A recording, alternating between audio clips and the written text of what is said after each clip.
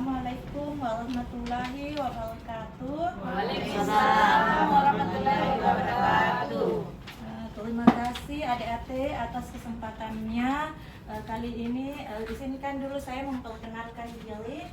Nama saya Bidan Andi Dwi Desturiani, biasa dipanggil Bidan Desi. Kemudian saya dari Universitas Mega Buana Palopo, jurusan Sarjana Kebidanan. Pada kesempatan kali ini saya ingin melakukan penyuluhan tentang penyakit infeksi menular seksual. Jadi di sini kita mesti kenali, cegah, deteksi, dan lindungi diri. Apa sih itu penyakit IMS? Penyakit IMS atau infeksi menular seksual adalah infeksi yang menular melalui hubungan seksual vaginal, anal, oral maupun bisa terinfeksi. Siapapun bisa terinfeksi, termasuk remaja ya. Jadi di sini penyakit menular seksual ini biasa dari vaginal itu dari hubungan seksual. Jadi sebelum saya lanjut di sini saya bukan mengajari adik-adik untuk melakukan hubungan seksual atau pergaulan bebas, tapi di sini saya akan memberikan sedikit pemahaman tentang apa sih itu penyakit infeksi menular seksual. Kemudian ada dari anal. Yang dari anal biasanya ini yang dilakukan sesama jenis atau laki-laki sama laki-laki ya. Kemudian ada melalui oral. Oral itu melalui mulut. Jangan abaikan, semakin cepat diketahui semakin mudah diobati. Jadi di sini kalau merasa kita ada resiko terinfeksi penyakit menular seksual itu cepat ke petugas kesehatan terdekat ya. Jadi intinya ini hindari seks bebas. Ini karena masa depan kita ini masih panjang. Nah, kalau dari awal kita sudah tidak hidup sehat, pasti kedepannya itu kita akan mengalami kayak semacam pola hidup kita itu tidak akan menjadi sehat juga, ya.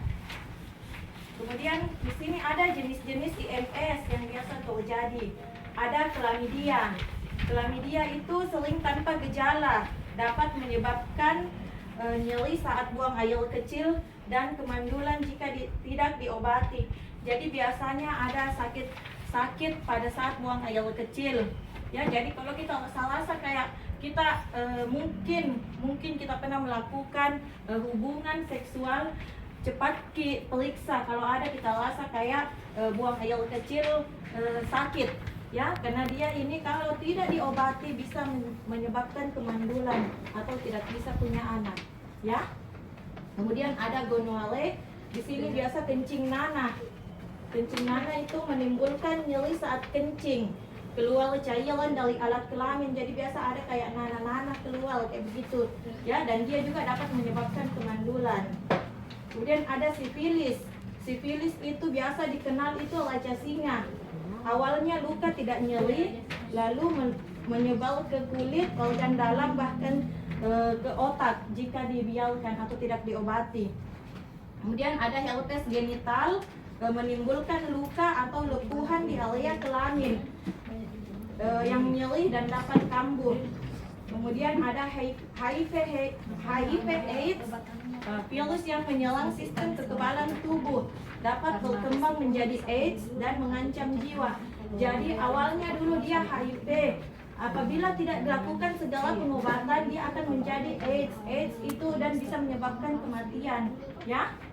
Kemudian ada HPV atau Human Papilloma Virus, dapat menyebabkan kutil kelamin dan meningkatkan resiko kanker serviks, penis, anus, dan tenggorokan. Jadi di sini kita harus waspada ya jika kita mengalami salah satu tadi dari jenis-jenis IMS yang biasa terjadi. Tadi sudah ada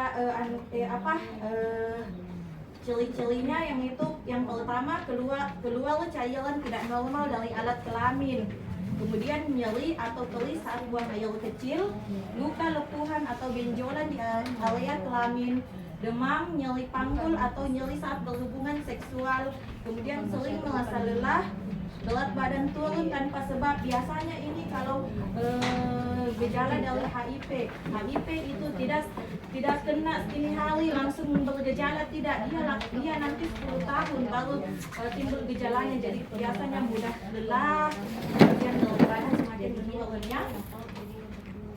Kemudian jika mengalami gejala di atas, segera periksa ke fasilitas kesehatan terdekat. Jangan takut, semua dijamin rahasia. Jadi kalau misalkan kita ke petugas kesehatan, kita temukan salah satu dari gejala ini, kita bilang jangan DC ke petugas kesehatan dan sampai saya dikasih disebalkan atau apa, itu tidak ya. Ini untuk adik-adik itu supaya kita hidup sehat, nah kita menjadi sehat karena perjalanan masih panjang. Kemudian cegah IMS dengan langkah cerdas. Yang pertama, tunda hubungan seksual hingga kamu siap secara fisik, mental, dan emosional. Jadi kalau pada saat kita masih remaja, otomatis kita tidak siap dalam melakukan hubungan seksual. Jadi kita tunggu nanti sampai dewasa. Kalau sudah dewasa, sudah menikah, itu baru matanya. Kemudian gunakan kondom dengan benar dan konsisten jika sudah aktif secara seksual. Jadi ini bukan untuk adik-adik ya, bukan untuk adik-adik. Ini untuk yang dewasa. Gunakan kondom ya, bukan untuk adik-adik. Sekali lagi, pergaulan bebas itu sangat merusak masa depan ya.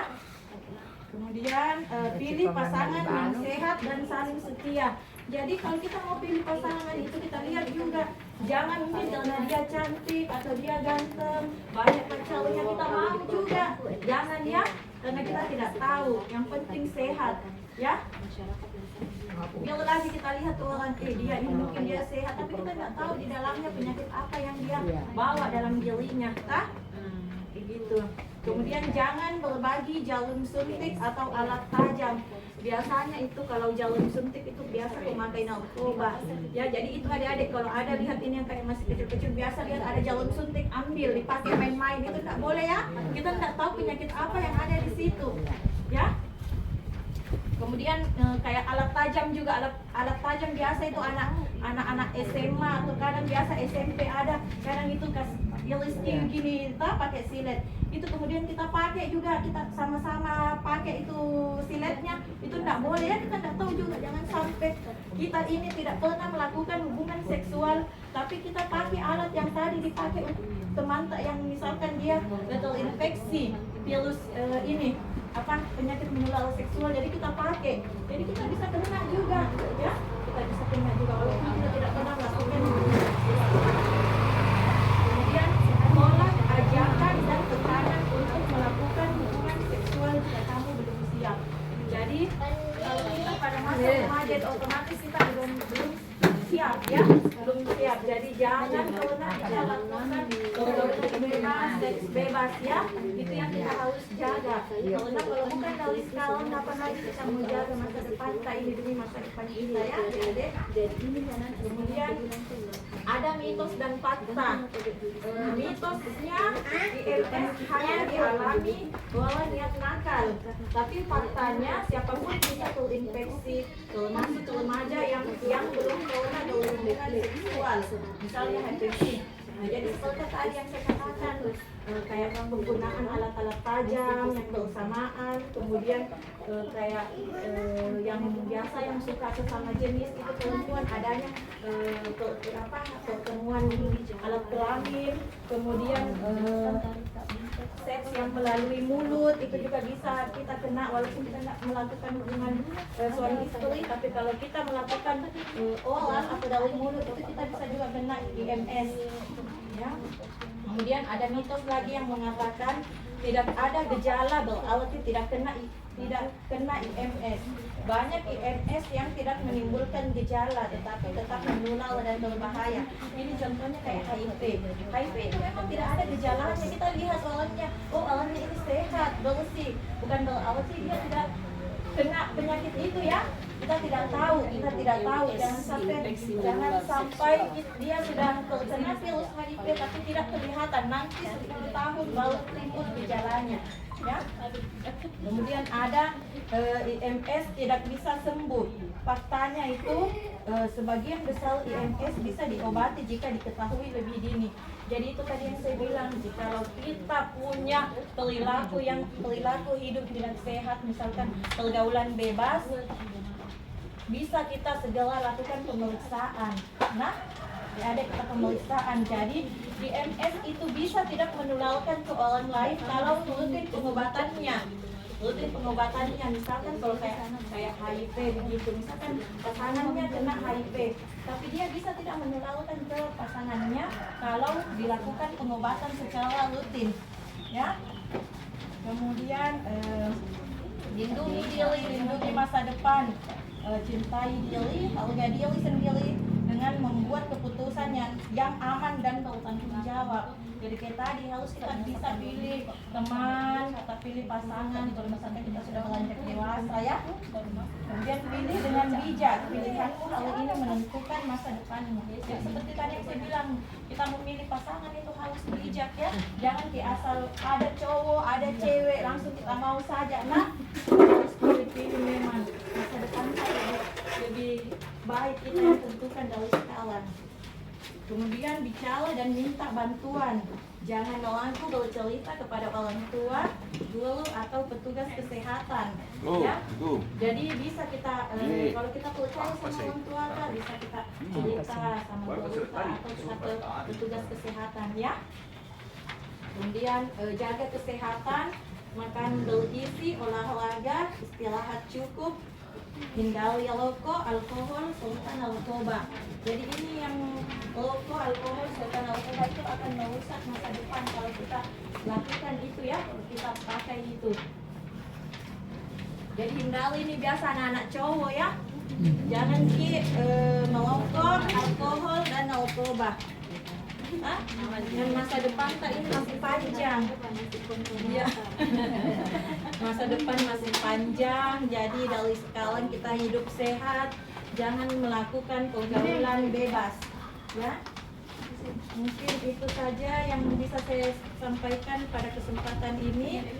Mungkin ada yang mau ditanyakan. Adik-adik ada yang mau ditanyakan? Enggak ada, paham Niki. Iya, kalau ada keluhan bisa ke puskesmas langsung. Kalau misalkan ada yang mau cerita konsultasi tentang keluhannya, boleh ke puskesmas. Kalau tidak ada yang bertanya, coba saya mau tanya dulu. Ada yang tahu? Ada yang bisa sebutkan salah satu contoh jenis penyakit IMS? Apa? Apa? Ini ya. Tahu apa? Siapa yang tahu? Ada kata. Coba sebutkan satu saja. Satu, angkat tangan tak sayang, ya. Angkat tanganmu yang ini, yang ini. Coba media. Iya. Media, ya. Salah satu saja. Oke. Sudah kapan dia? Apa lagi? Ya, terima kasih atas kesempatannya. Kurang dan lebihnya mohon dimaafkan. Wabillahi taufiq wal hidayah. Wassalamualaikum warahmatullahi wabarakatuh. Waalaikumsalam warahmatullahi wabarakatuh.